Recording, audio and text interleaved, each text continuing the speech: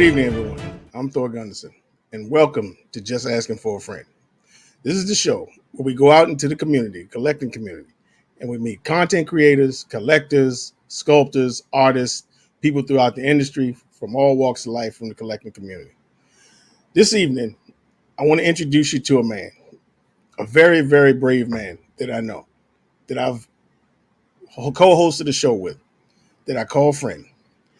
And he's a collecting community. He's an avid Spider-Man fan, X-Men fan. He collects art prints, commissions art, but he has also experienced a life-changing event, which he has made a personal blog on YouTube where he takes you through this journey.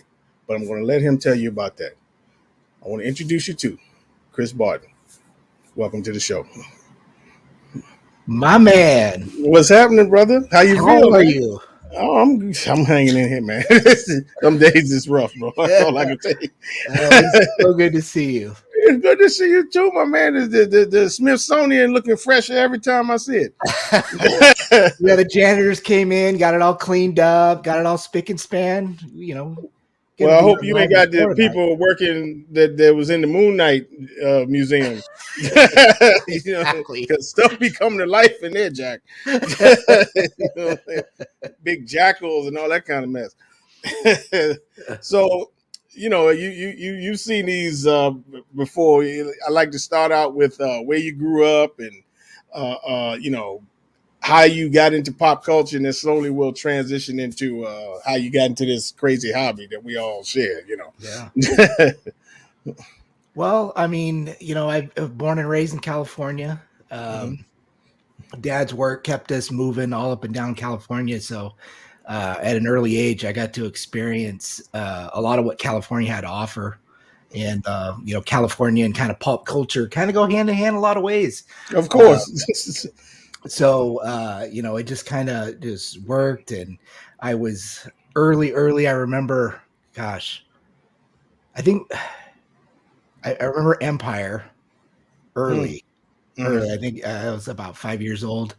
I remember going to see that in the theater. And then, of course, Jedi, a few years later. But that's what really kind of first got the bug. But when I was little at home, it was always Spider-Man. Everything. Amazing Friends? Oh, yeah. Even before that old 60s, Oh, yeah. Oh, that and the Electric Company. Oh, that's the one I was thinking about. The Electric Company. Yeah. Yeah, Electric Company back in the day with that, that poor guy dressed up in that suit. If the webs was the ones that got me, the webs looked like nets or something, and then they turned it sideways and make it look like he was climbing up a building and everything. But those were classic. I'm sorry, I didn't mean to interrupt. And so it just kind of grew from there. I started playing sports, and I kind of tried to find a way to balance everything along with school. But Spider-Man was always it. And when I started growing up a little bit, and I started realizing that there were other things out there, and then I'd always read a lot of the books, and then I grew into adulthood and started making some money, and so I need to go back and start really getting the stuff that really created this lifelong obsession of mine. And so that's when I started buying all the gold or silver age stuff that I did and bronze age stuff that I did. And that's what really got me into the comic collecting. I didn't really get hardcore into it until I was an adult and I'd already had my girls. But it was something that really kind of pulled me back to that, which was always fun because that would always, when you think of your childhood, a lot of times you always think of all the, the good times where you didn't have to worry about a lot of stuff, and, pulling Spidey out and, reading a little bit of what he has going on always kind of brings me back and kind of, mellows me out and settles everything down and kind of keeps me focused. So, always been a big Spider-Man guy. Spidey used to be my favorite superhero back in the day because of Spider-Man and his amazing friend. Now that I look back at it, it was more because of Stan Lee. And Yeah. because Stan Lee would come on and he was like, I always called him like the Don King of comic books. You know, he's hyper. Get ready, true believers. The Spider Man them throwing down with whoever, you know, and then after that the Hulk would come in. And now the Hulk is, you know, and that gets you hyped. You go get the cereal, you come back, and then it's all good. And then so I read Spider Man for a long time and Maximum Carnage. And when it got to around like Spider Island, that's when it kind of like started turning me off. I think I started to outgrow it. And then, but I did like Spider Verse. Like the Spider Verse was I didn't think I was gonna like it, but I really did enjoy it. Yeah, it's When it fun. came out. Yeah. You know, No, they're all. I ain't talking about these movies. I'm talking Yeah, about no, the I know. Oh, I know. comics. Yeah, yeah. No. The movies are the Yeah, movies, I ain't but like the movies. Yeah. you know, I think no matter what, your true great experience is always going to be in the books. You know, the best stories are going to be told there. They're, you know, the way they should have been all along. I guess you could say that have been any kind of movie that was, you know, book that was turned into a movie. But yeah, no, you can't beat Spidey. I don't care what Corey says. Ain't nobody worried about Spider-Man beat the brakes off of Batman. Easily. I mean, you know, but it ain't just him. You know, these bat people. You know, I go to fisticuffs with them all the time. They swear on their life that Batman can whoop anybody. I'm like, dude, you know, when it comes out, he's a man. You know what I mean? I don't care how much training, ain't that much Jeet Kune Do in the world that, you know, you're gonna whoop, because first of all, you can't sneak up on Spider-Man. You know, I know you be creeping Batman, but you ain't sneaking up on Spider-Man, Jack. Nope. You know, and so it's whatever. You know, they want think in their mind they want think he can whoop Spider-Man fine. If y'all think it, whatever. Just like the other day, I heard him say, "Oh, they can whoop Darth Vader." I almost ran into a tree. I was listening to it while I was in the car. I swear to God, I said, "No, they didn't." I said they better be glad that I didn't hear that when I was live, because I'd be like, let me on this program. Fan art video on YouTube. Yeah, it is. Yeah, superpower beat down. And in fact, but here's the messed up part. They couldn't handle the fact that, because the people vote on that, you know, and so they couldn't handle the fact that the people voted the Vader could. So they made an alternate ending one with Batman. I said, okay, bad people, I hope that make you feel better. You know, Batman, get out of here with this mess. You know, and it's funny we talking about Spider-Man, because I swear to God, just today I was watching this YouTube video where they were talking about, before we get to X-Men, they were talking about X-Men animated series, and then that Spider-Man cartoon from the 90s, of how that kind of paved the way for the MCU, like how that started like the shared universe concept. And then they kind of, even though they didn't adopt it in the first iteration of movies, you know, because all these studios own all these different, you know, then they decided after like 10 years, no, we're going to put everything. And they said basically it was because of that 90s Spider-Man cartoon. You know, that's such a great series. The storytelling's really good. I remember, you know, I was watching that, and then of course there was Fantastic Four had a series then, Iron Man. Yeah, they talked about that too. Yeah, they talked about that too. Yep, they weren't as well produced, but they said that. That's what they said. But Spidey was great, and then of course that leads us into the, you know, the X-Men animated series, and you know, that's what really got going on the X-Men. I'm about to say, is that what started your love for the X-Men too? Or? My brother started pulling me over because he's always been a huge X-Men fan. He was those old those Toy Biz figures back in the day from the they talked about that on the video, because they said Marvel had partial ownership over that. Yeah, he was gobbling all those up, and they were all over the room, and I'm like, what the heck? And he pulled me in. I'm like, you know what? This isn't that bad. I liked the Secret Wars ones better. They had like the little shields or something. Yeah, like I always thought those were cool. Yeah, you know? And I don't know who was. I don't know if it was Toy Biz or not that was making those, but I always thought those figures were. No, those Secret Wars, and then what was it? The Superpowers on the DC side. Yeah, exactly, because that was like the alternate to the Secret Wars line and everything. And so now, how did you discover the statues? Is the question. What's that? How did you discover the statue, like this, like now, you know, move up to Now Town? How did you discover? Well, I was so deep into the comics at the time, and I was always going to different cons, and I was traveling around the United States going, and Bowen would always have a presence somewhere. There'd be like a little, it wasn't them, but everybody would be selling the Bowen stuff. And then the local comic store that I would go to here always had a huge Bowen setup for sale. And I was always kind of drawn to them a little bit. And I ended up picking up the Fantastic Four and Doom. I kind of wish I still would have had those, but I ended up selling those when I stumbled across the Sideshow Original Hulk and the Doom. And I was like, what the heck is this? And I started looking, and I'm like, oh man, who's going to pay $300 for something like that? That's the moment I love. Like, man, I ain't paying that much money for this. Who's paying $300 for this? So if I ended only. up passing, but then I think it was what was it? 2016 or so. What is this Mysterio statue?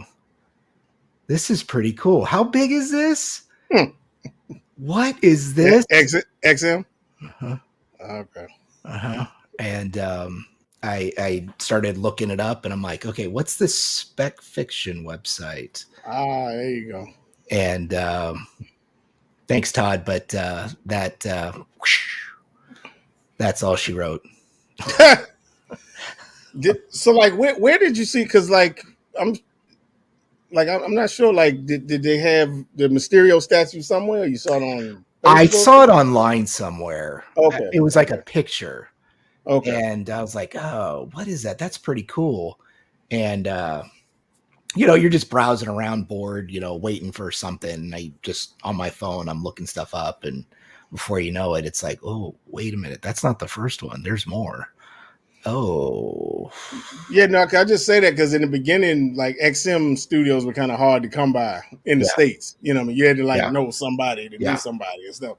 So yeah, I got my first XM piece from Spec. It was the Boba Fett, XM Boba Fett.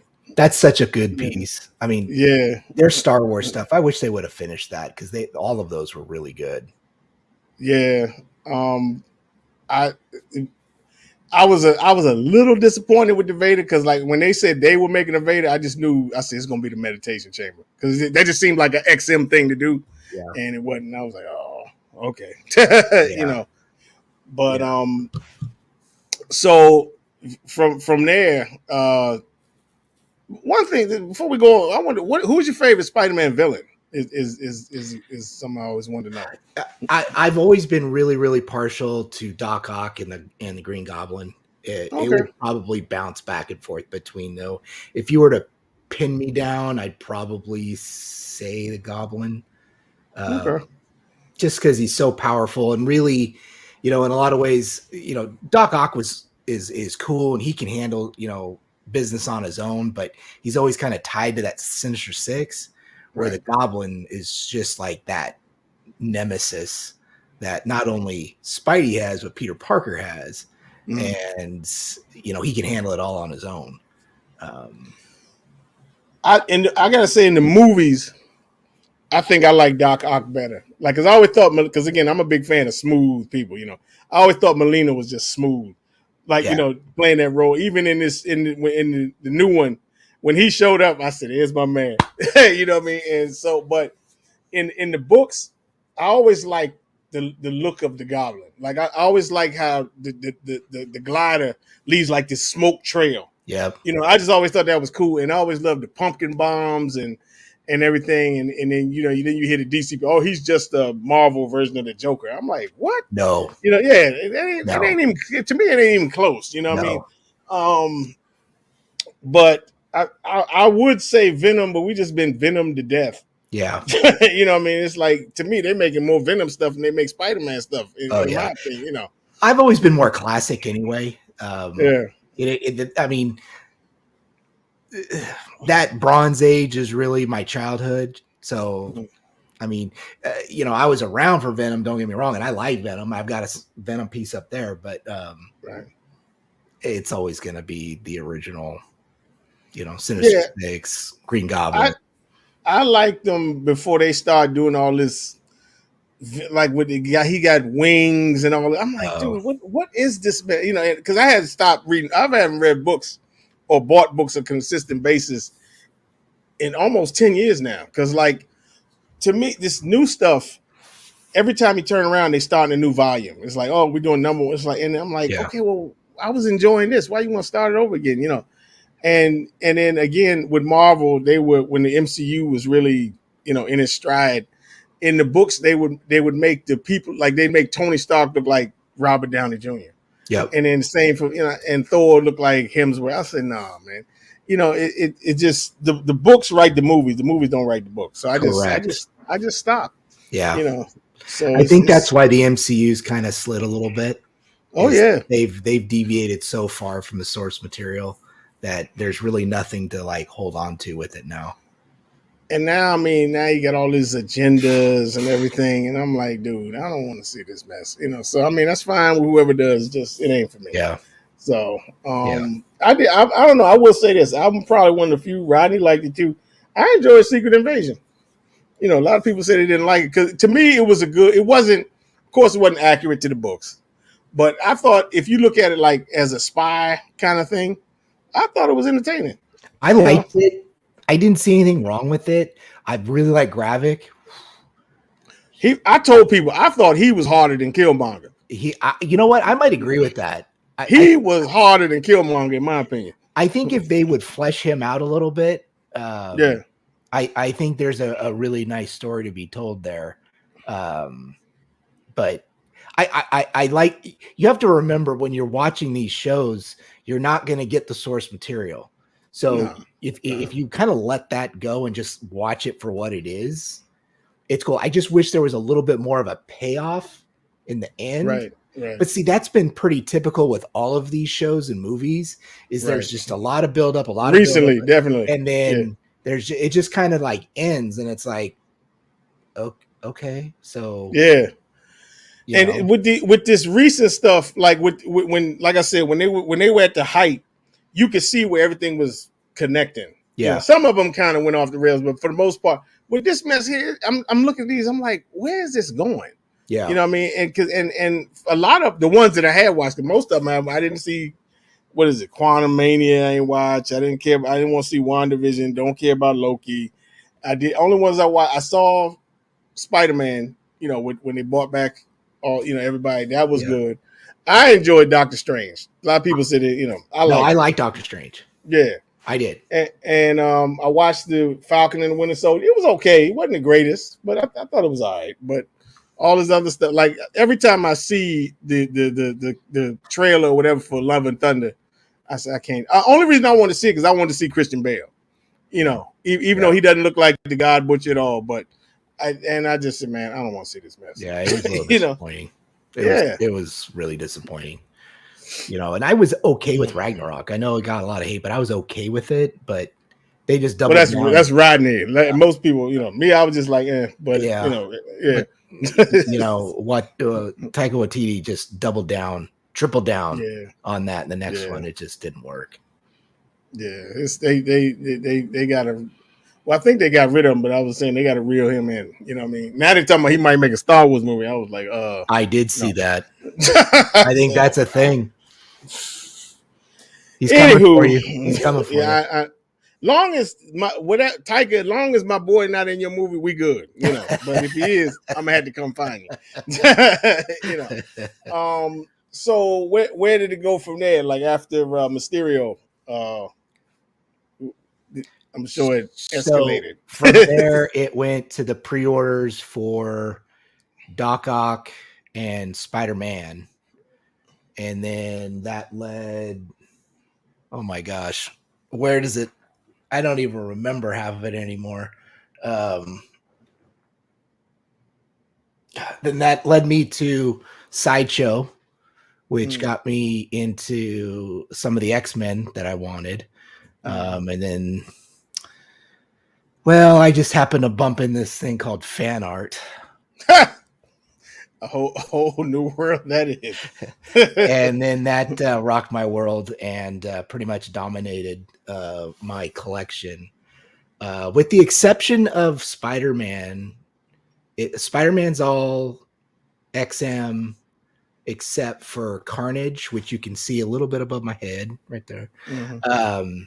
which is the sideshow one. And then I have a custom Venom that I really like. It fits in really well with the shelf.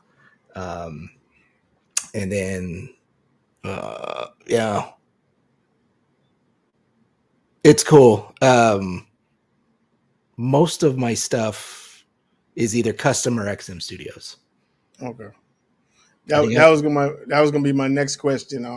Of the licensed stuff, like what was your favorite company? yeah, XM That Studios yeah, has always been my XM favorite. student. Yeah, Yeah, you and King.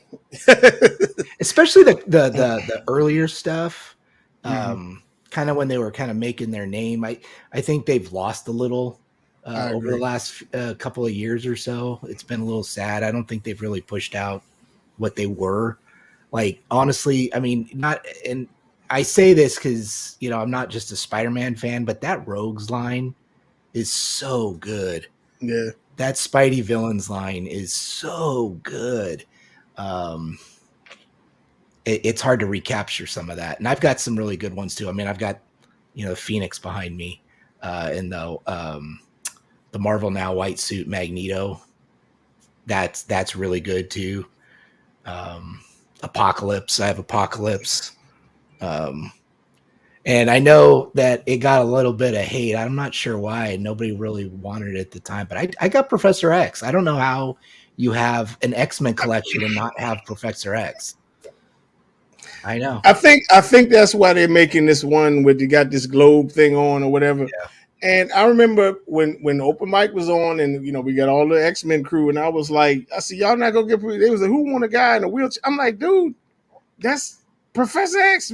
That's your man. That's your guy. No, we don't want him. I'm like, okay, that didn't make no sense to me. No. And I thought for sure they'd at least get the one in the hover chair, but Yeah. they ain't doing That's the one about I that. got. I got the one in the hover Yeah, chair.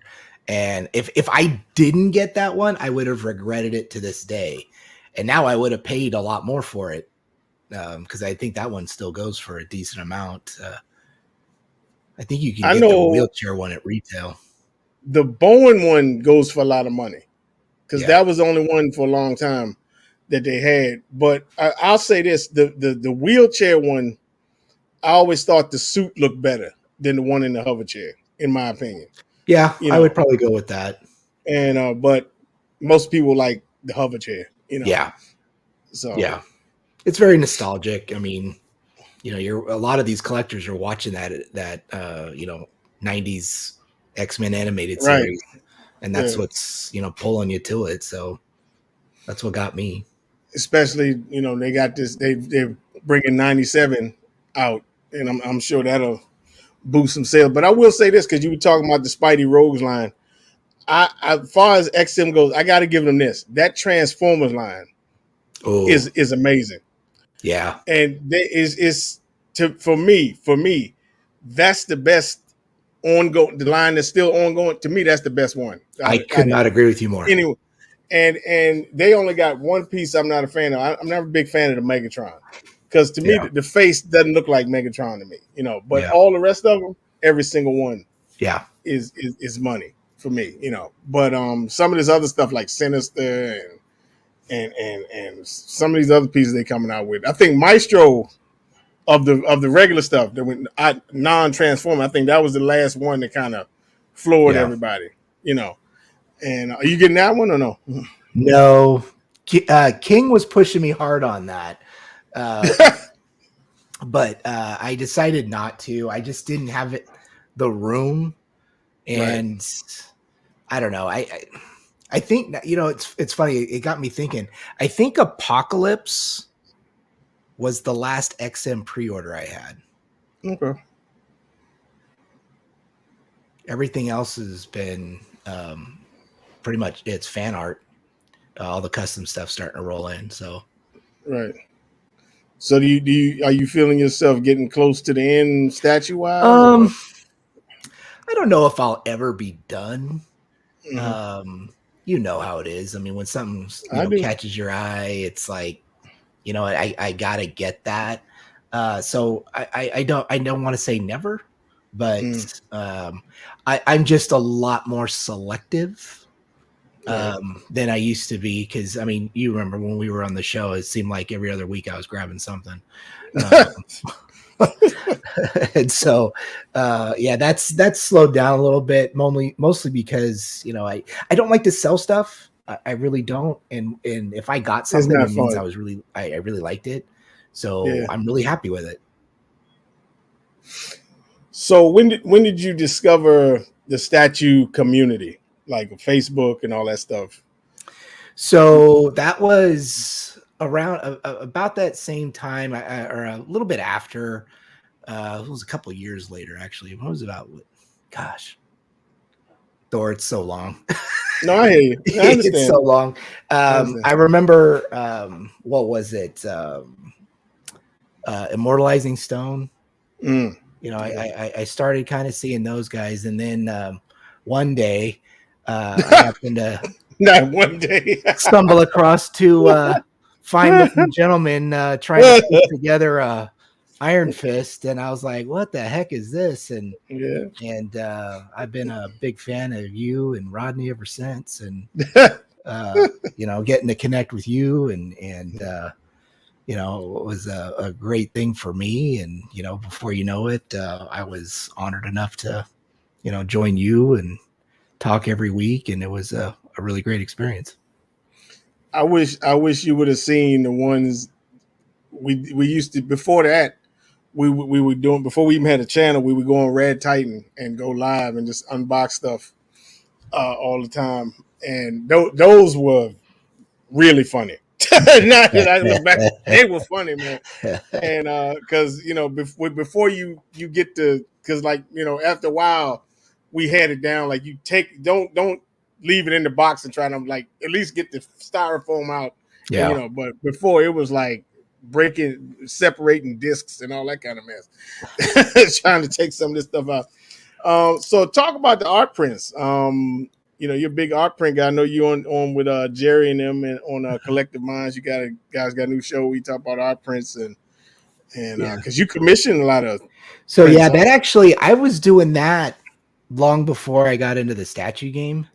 Okay. Um, going to the conventions like I did, I got to connect with a lot of the artists that were drawing these books, and I just thought it was just insane to interact with them and to not walk away with something that they drew that connected me to the book that I used to read.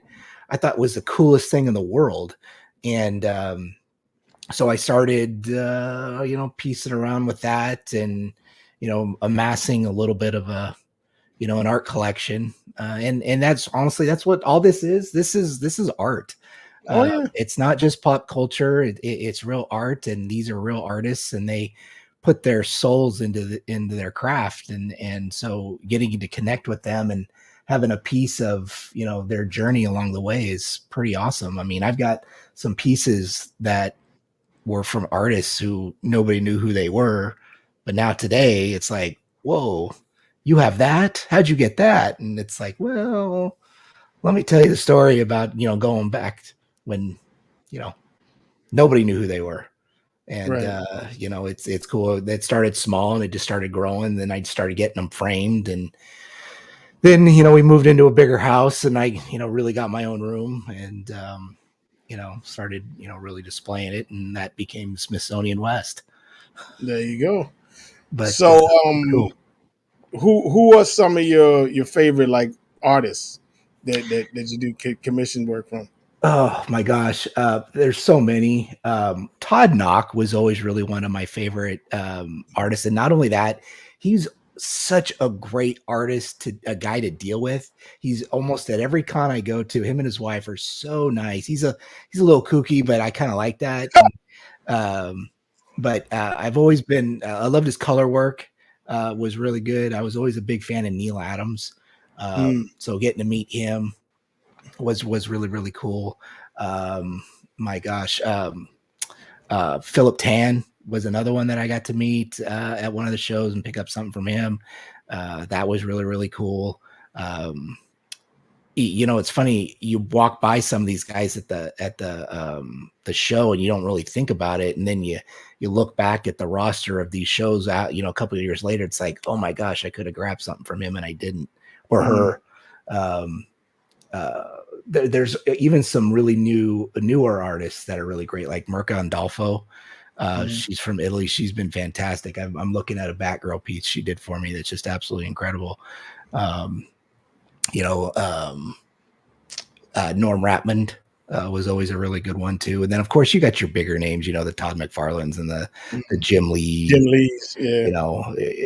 Those are kind of the standard ones, but I like to find the ones that nobody knows or nobody knows a lot of, and really kind of accentuate that and see what we can do. It's in a lot of ways it's kind of like buying stocks, because I'm not in it to make money, but if I can have something from an artist that is just starting out and then later on they become really big, I think that's pretty cool. Yeah. Do you have multiple pieces of art of like the same kind of character, or you just do like one off and that's it? Say you have a whole bunch of Spider-Man. It depends. I have a Spider-Man from Ed McGuinness that I really like, but I try to find who the artist draws best and what character their style will fit. I used to, at the beginning, really be big into like trying to be like very, very comic accurate, like with the tight lines and the inks and everything. And I wanted to look like a comic book. But now I really like the more of the art style to it, and seeing kind of like a watercolor piece and kind of how that comes to life, and that's how I really kind of evolved into really seeing these as art pieces.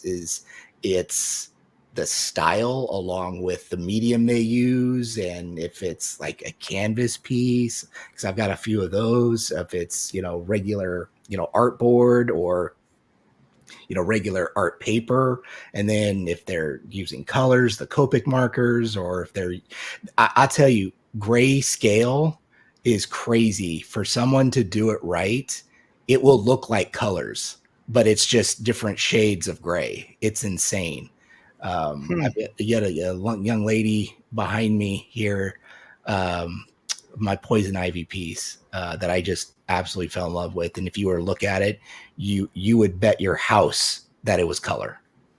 So it's just kind of that style. I mean, just finding different styles and having a very eclectic collection. It doesn't all look the same.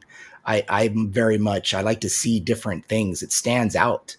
If they all look the same, nothing would really stand out. It just look bland on the wall. But having different things in different mediums, it kind of draws your attention all over the place, and that's what's kind of cool about it. So, do you like color artwork, or like, are you more of a fan of black and white, sort of? So it depends, because some artists won't do color. Some artists will refer you to a colorist. Some will only do digital colors. I've always been one to, if you're going to color it, it'd be you coloring it, just because I don't like moving stuff around all over the place. Right. But I'll probably get into that because, I've seen some pencil work that's been insane that I would buy to have inked and then possibly colored. But, some artists just don't do a good job of it too. And so if you get them to do it, they'll do it. But, and a lot of times adding colors can be pretty expensive. No. Okay. So because I heard Jerry talking about it.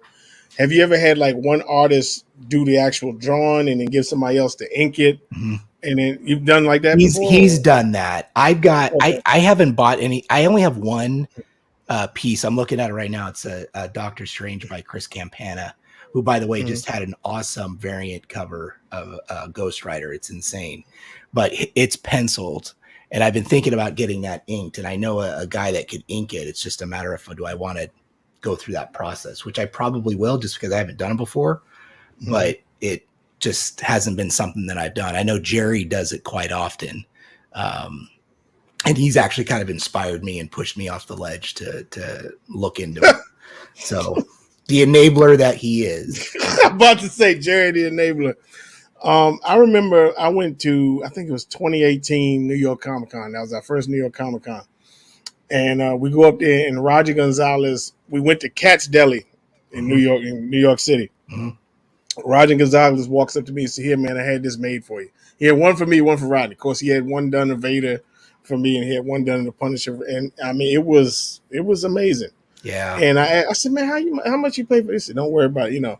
And I'm quite sure it wasn't cheap because this thing was, you know, I got it. I can't dig it out right now, but I just don't think I have that gene in like it I think it would bother me to pay that much for just an art print, you know, because what I do is I go on eBay and I order like some art prints and Yeah. I'll take them myself and go to like Michael's and frame them myself. It Yeah. doesn't work for all of them because I got this one lithograph of Vader, which that one was actually a little more because it was him. I paid a little bit more because, you know. Yeah. And you actually have to look at it for a minute to figure out that it's Vader because like the helmet is completely off, and you can see the mandibles down here, and like you know he's got the Sith eyes, and I think he's killed look like one of those boss creatures. He's like holding the head, and you know he's holding the saber and everything, and that one I can't find a frame to fit it, so like that one I'm gonna have to because the best I could do was like I turned the poster around and it's white. And if you gotta look at it for me, you could tell it's like right in the center, but it's like moving around, like because I didn't mount it. So I gotta get that professionally framed. Like all the rest of them fit perfectly, but you know, because I know some of the sizes of paper they use, they probably don't have frames for that. You gotta actually go get it framed. Well, yeah, it depends on the size, and you know where I get my stuff framed, it's dirt cheap, and they do a really good job, and they turn it around in 20-30 minutes.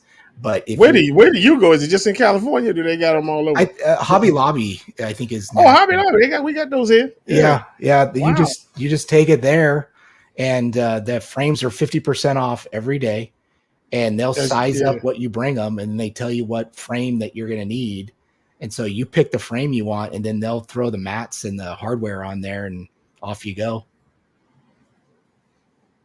Sound like the what is it the 1 hour glasses place for friends. Yeah. Yeah.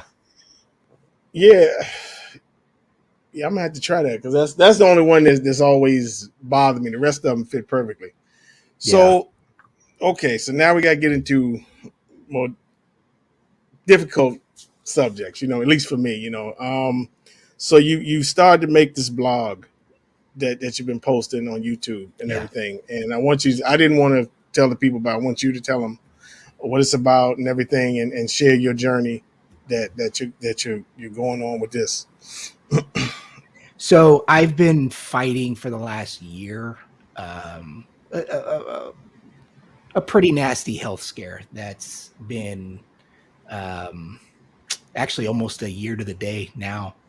That started a roller coaster of tests and procedures and scares and then dodging of bullets.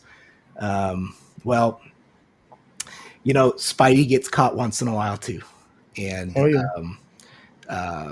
last week I was diagnosed with a tumor on my pancreas that they think might have spread to my liver. And it was the worst day of my life. It was absolutely the worst day of my life. Looking at my wife, the way I had to look at her when I'm on, getting this news, it just, the only thing I could focus on were her eyes. And, what is going to happen now? And if you know me, I can be a little ornery. And I was determined to not let this beat me, no matter what was going to happen.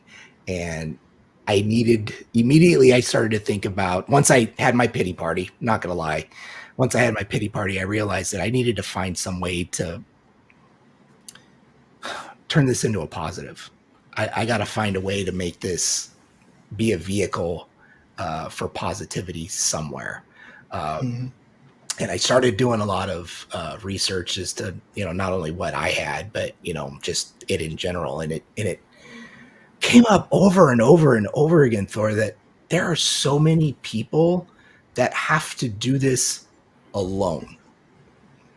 And I could not imagine that. And I stopped feeling sorry for myself and I stopped having the pity party that I did. And I started realizing how lucky I was because I have my family, my wife, my daughters, my son-in-law, my granddaughter, my soon-to-be second granddaughter, and my mom, my brother, my sister, all this family and my friends, and my friends out there with you and Rodney and David and Jerry and everybody out there. I'm so lucky. I've got an unbelievable support system out there. I have to use that. I have to help those that don't have that. And so I made it a crusade of mine to find a way that no one has to suffer through this alone. And so I decided to share my story. Um, it seemed kind of silly at first, and my wife was raising her eyebrows, and she was like, "Are you sure you want to do this?" And I said, Mm. "Yeah, I really do. I really do." So I went 3 hours after I found out. At 3 hours after I was diagnosed, I cut that video, and I said, "You know what? If I'm going to share my story, it's going to be my story and the way I want to tell it, and it's going to be raw. It's going to be real, and people are going to feel what I feel because they're going through it too." And it's been amazing so far how many people not only have reached out in support of me, but also how many people who are suffering alone in this short time. It's been, about a week. How many people have reached out and have found comfort in just talking about themselves with me and what they're dealing with and how they have to go it alone. And for a moment, for a small moment, it gave them comfort. And Thor, my friend, I am determined. I am determined to see this world be rid of having to walk through that alone. I have okay. I have one friend that I'm not sure what type of cancer he had. He had several bouts with cancer, and he's has the same attitude as you. He's determined to beat it, and I've watched him suffer through it, but he's come out the other end, And then my girlfriend, her mother didn't win the battle, but I remember one day, my mom told me that she was because my mom's known her, before I was born, Yeah. and she told me that she was diagnosed, and for her they didn't catch it in time. And so I remember I went to the hospital to visit her, and it took me because they had moved her around. It took me a while, and I sat there for an hour and talked to her, and she she was so grateful that I was there because nobody else was there at the time. And she said, "I'm so glad you're here. I just don't want to be alone." Yeah. Like you said, people don't want to be alone with this situation, and it's very hard. But I understand what you're saying about people, you giving people comfort with it, because, and I'm not comparing this about what you're doing, what you're going through, because people used to contact me when open mic was like, in we were doing it consistently, and they would say, "You got me through thus Yeah. and so situation, a death in the family, Yeah. whatever. You gave us 2 hours of comfort where we could laugh and everything and forget about our problems." And it's like, what do you say to that? And it just becomes a more than you. Yeah. What. And I salute you, man. As well as I'm praying for you, like we all are. But it's a courageous and great thing that you're doing by documenting this, and and we all believe that you're gonna come out on the other side of it, man. Yeah. Well, I So mean, it's hard. I have I've been having good days and I've been having bad days. I of mean, it's course, it's true. Today was a good day. Today was a good. good day, and I look forward to many, many more. But it's the bonds of friendship and love, like from you, from Rodney, David, everybody's Greg, Jerry, Ramon, Danny, Miguel. everybody in this community. And I'm sorry, there's so many more that have reached out, and please don't be offended I didn't bring you up, but Yeah. so many of you have reached out, and Corey, um, I'm touched. My family's touched, and you know what? Regardless of what happens, it's gonna be okay. I mean, whatever is gonna happen is whatever's gonna happen. But two things: I'm gonna fight this thing like you wouldn't believe, and two, I'm gonna make sure nobody does this alone, ever, ever. And we're going to let the 49ers win the Super Bowl when they beat It's so funny too, because it's so funny. If you know me, I'm a huge Sacramento Kings fan. I love my Kings, and God love them, light the beam. They finally did it this year, and I know we made the playoffs, but you have to understand, 1984, that team moved to Sacramento, and I fell in love with them, and I've been a part of that team ever since. And I was like, you know what? Sure, they make the playoffs, and then this happens. It's like, oh God, here we go. But no, but I will take a Super Bowl victory. It's funny you say that because I actually, I thought they were going to do it when they had Weber in them. I thought they were that good, but of course you got Kobe and Shaq. Yeah. But I remember one time I can't remember what I had. I was really sick, and it's I was still living in my mom's basement at the time, and the Jets. I remember I fell asleep. The Jets and the Dolphins were playing. Like Chad Pennington was, and then and I woke up and I said, "What happened?" My mother said, "Don't worry, they won for you." You know what I mean? And a day later, I was fine. So. Yeah. But yeah, man, it's really inspiring. I've watched a few videos and it's very emotional. Yeah. But it's again, you are giving people hope. That they can come out on the other side of this, and it's I'm really looking forward to because it's going to happen. I'm not going to say and hoping it's going to happen. Yeah. When you start to when your cancer regresses and then you give us these, when I'm looking forward to, because here, Ron Rivera, he ring this bell and say I'm cancer free. So I'm looking forward to that bell ring. It'll happen. I know it's going to. It's going to happen.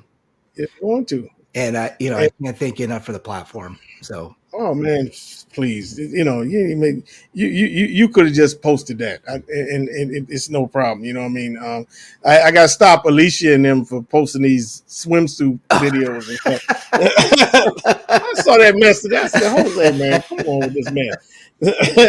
Here's Kris posting this stuff. Oh yeah, here goes some chicks on the runway. I'm like, oh my God.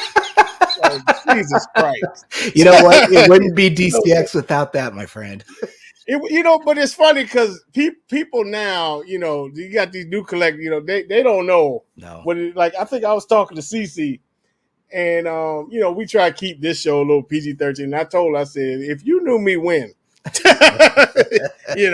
you wouldn't be saying what you said. It's funny is I look back at some of those older shows and it's like, man, I can't believe we were saying some of the stuff we were saying. But I did the same thing. I was watching one the other day, one of Junior's unboxings, and I was like, man, this mess was crazy. And I'm like, and once I always said it, I couldn't imagine because Sideshow and them watch that stuff. Oh yeah. Could you imagine being in the Sideshow boardroom and we in here talking about armpit hair and all this kind of mess? No, true story. We went. I think it was the first New York Comic-Con. And we get to the Sideshow booth, and this guy, I ain't never seen him before in my life. He walks up, he said, "Hey, you're Thor." I said, "Yeah, man. I didn't know this dude was with the government or what was happening." He pulled me over the side. He said, "Yeah, I'm in charge of watching." I swear to God, this happened. He said, "I'm in charge of watching open mic." I said, "What do you mean?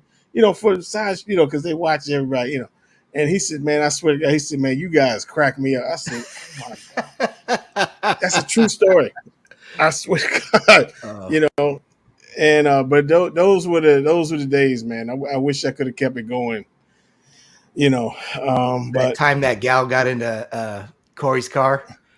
oh my God, that was on Legion of Doom, you know, and because I talked about that with him. I think I went on with Crippler and them the other day, and I was like, "Yeah, she said no boom boom with so." I was like, "Bro, what is going on here?" Who was it? David called him Captain Sushi. Yeah, Oh gosh, that uh, was so funny. it was. Good I time. mean, it was like literally anything could happen on that show, man. Yeah. Like you know, we had people going through drive-through windows and then of course the Kraken Yeah. showed up talking about Ryan Gosling. Yeah. You know, which still is a day I call the day that lives in infamy. Or as Hulk Hogan said, the day the earth stood still. You know what I mean? Because I think that's the most talked about episode to this day is Ryan Gosling and the Kraken. You know, and the look on his man's face was the most funny. He was like, "Yeah, but I'm not gay." He was like, and his boy said,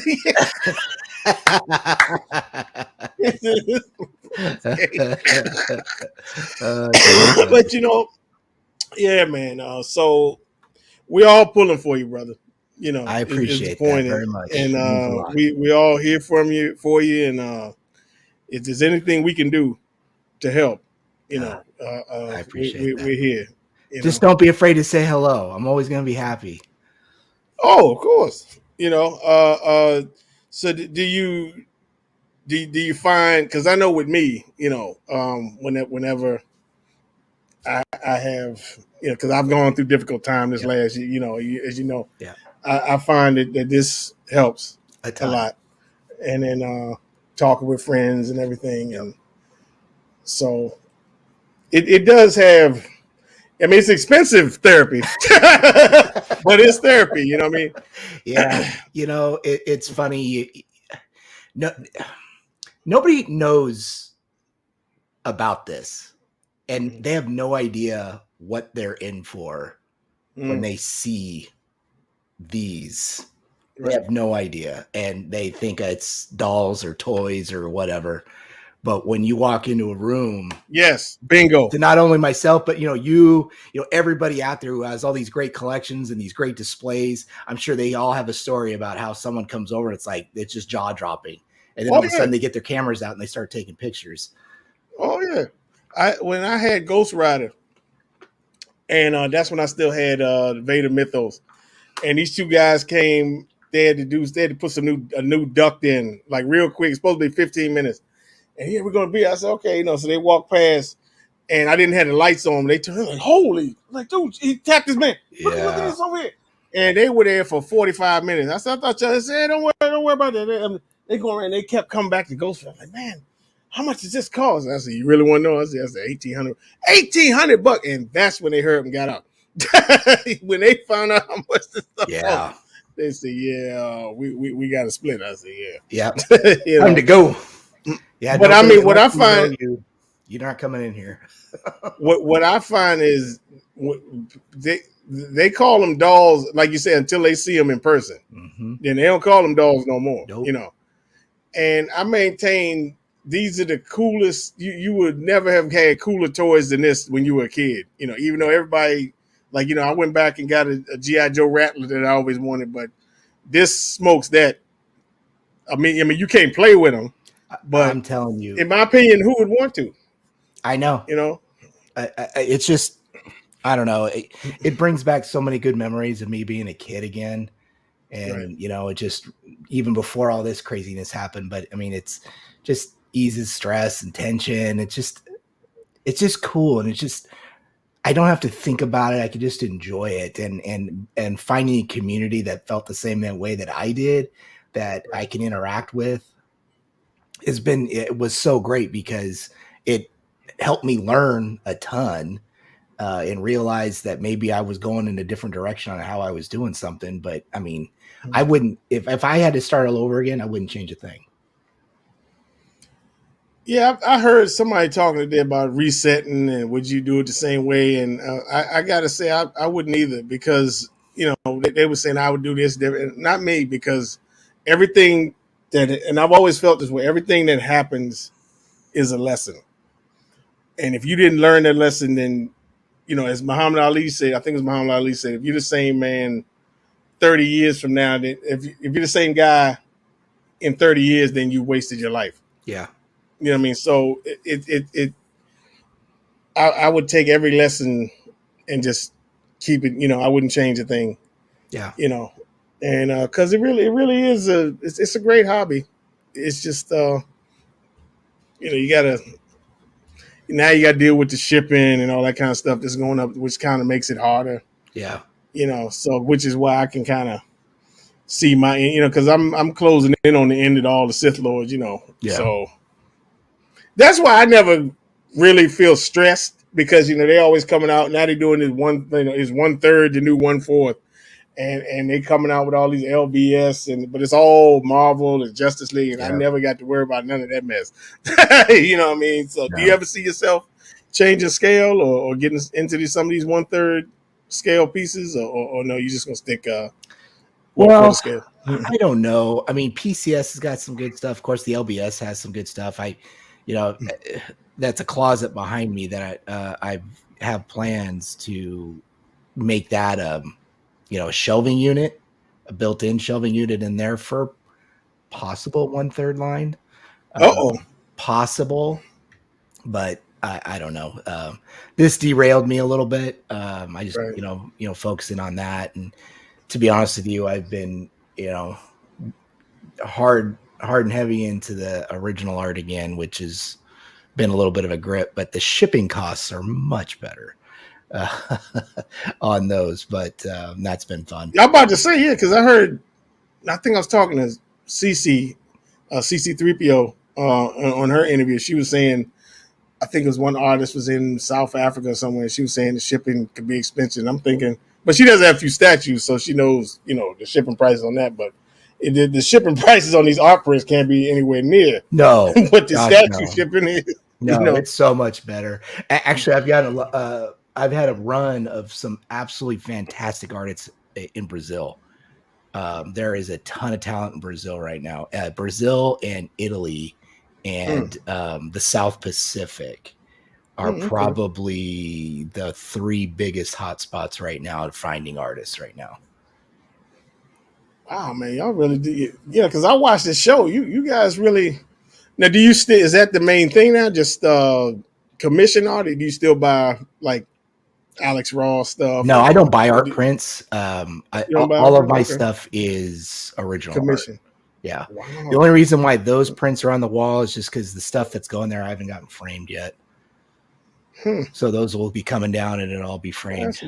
But yeah, because no, I was like, go ahead. No, I was just saying, there's fantastic talent out there besides what's standing in front of you. Yeah, see, I think once you get a taste of having exactly what you want made, then buying the prints and the lithographs, I think all that stuff just goes out the window. Yeah, and it's one of one. It's one of one. Yeah. So, well, man, I really appreciate you sharing your story with us, and I hope it has inspired some folks that watch this program.